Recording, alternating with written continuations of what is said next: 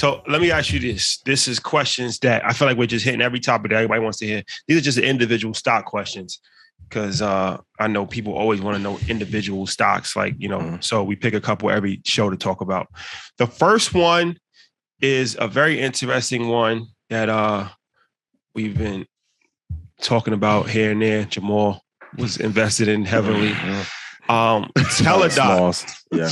Right on this medical conversation. Yeah. It's Teladoc. Yeah, it's great because I feel like Ian gave a perfect example of what Teladoc could be doing. Right? Can you tell them what Teladoc is? So if anybody doesn't know what Teladoc is. So it's a virtual healthcare company, right? So they had a nice run during the pandemic, right? Because people saw it as a way that, like, I don't have to. Well, number one, getting an appointment was tough. Going to the doctor was tough. And so the virtual route became very popular. And it was something that, all right, this could be the wave of the future. As people start to go back out into the world, as doctors' offices are now open, we've seen a slight pullback in Teladoc. They also changed their COO. A slight? I'm trying to be Jamal's my friend. Jamal's my friend. Gotcha. I don't want to keep rubbing this pain in. So they were at a high of 286. What are they at now, Ian? 134.74. Yeah. So they've had a pullback, and those are just some of the reasons. But they're in a space, again, with the virtual healthcare that, again, if Apple comes into the space, which we already know they are, Amazon, that competition is hefty. What's your thoughts on Teladoc? You want the hard truth or no?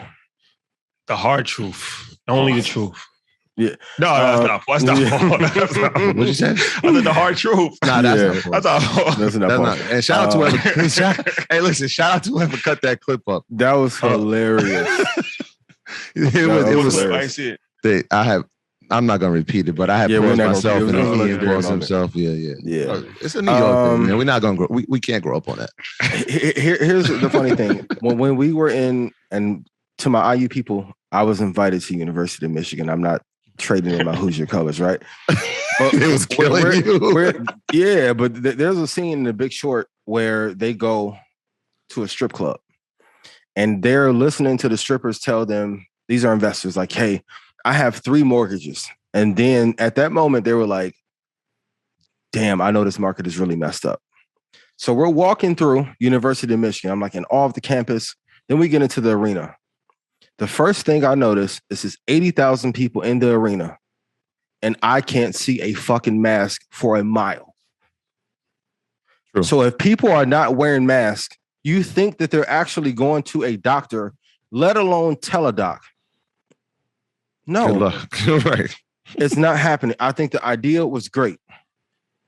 I think the business has incredible potential. I think the management is great.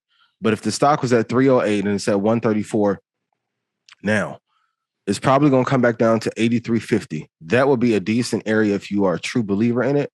But if most people are not, and let me ask a survey here. How many of you have used Teladoc in the last 8 months? Put yes in chat if you have. Be hard pressed. Oh. It's a few. Shout out to her. You know what, Ian? I think, and some of it might be generational, right? Like it would be hard pressed for, like, I could imagine my parents trying to do a virtual visit. Mm-hmm. Like there's just some things that they've grown accustomed to that they're very stringent about. Like going to the doctor is one of them. Actually sitting down in the doctor's office. Whereas we come from a generation was like, if I don't have to go, if I could do this over the internet, let's just do it. And like you said, like we would 106,000 people, no mask. I didn't see a mask. I think you. I think you were the only one. You had a mask. You were the only one. Well, I had mine. It's just we got stopped a few times. No mask. So at 83.50, I like it, but other than that, it's too high. 83.50. Wow. My name is my name. Wow. Jamal, I'm sorry, bro. 50. Hopefully he I like, if I had to put, and for those of you who are new, when I give a price, I'm like, okay, if I had to put every dollar that I had, what price would I get in? 83.50 is where I would look. Because anything in between that, and I talked about it in InvestFest, but I want you guys to stop buying in the middle. If you know the top price is 308 and the all-time low is 908, why would you buy in at 195 when it is not a dominant player? Okay, let me ask everyone this in chat. Name me 5 better healthcare companies for those of you that work in the healthcare field than Teladoc. Now, in tech, name me 5 better companies than Apple. Cat Williams' voice. Don't worry. I'll wait. There isn't one. There isn't one. I can name you probably 7 companies off the top of my head that are direct competitors, and then probably 14 or 15 ancillary healthcare companies that are better than Teladoc. I think it's a great company. But it was a good move for last year. Yeah. Like I said before last year, we got to, everyone was having all, last year was like when Mark McGuire and Sammy Sosa was on steroids. Now we get to see who can really play. Hell of a season. Yeah. That's the last time I actually cared about baseball. Seriously? Yes. Everybody was tuned in for that. Hey, shout out to our Sports Debate show coming out very soon. Ian, you got a sneak peek. You got a Spirited Debate. Oh, you soon reach. Soon reach. Soon reach. Well, that is that on Teladoc.